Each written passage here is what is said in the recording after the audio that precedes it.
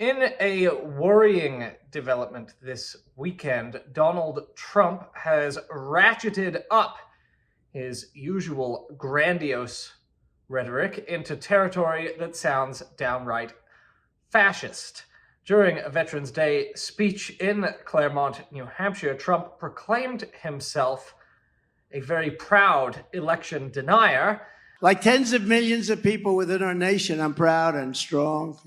I'm a very proud election denier. And promised to, quote, root out his political opponents, who he branded as thugs that live like vermin. We pledge to you that we will root out the communists, Marxists, fascists, and the radical left thugs that live like vermin within the confines of our country. Just in case anyone missed the message, he reposted it to Truth Social just a few hours later. Trump said, "In honor of our great veterans, on Veterans Day, we pledge to you that we will root out the communists, Marxists, fascists, and radical left thugs that live like vermin within the confines of our country, lie, steal, and cheat on elections, and will do anything possible, whether legally or illegally, to destroy America and the American dream. The threat from outside forces is far less sinister, dangerous, and grave than the threat from within. Despite the hatred and anger of the radical left lunatics who want to destroy our country, we will," and this part is in caps, "make America great again." As several commentators were quick to point out, this is alarming stuff.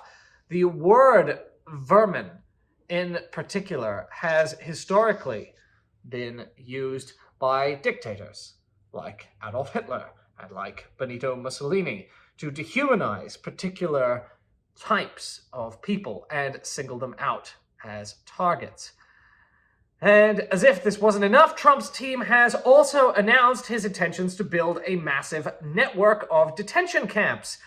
Speaking to the New York Times, Stephen Miller, Trump's primary advisor on immigration policy, says that Trump will unleash the vast arsenal of federal powers to implement the most spectacular migration crackdown if he wins a second term, conducting a blitz of ICE raids and imprisoning immigrants in vast holding facilities to be constructed in Texas. Again, as if to underline the point, Miller says that, quote, "any activists who doubt President Trump's resolve in the slightest are making a drastic error."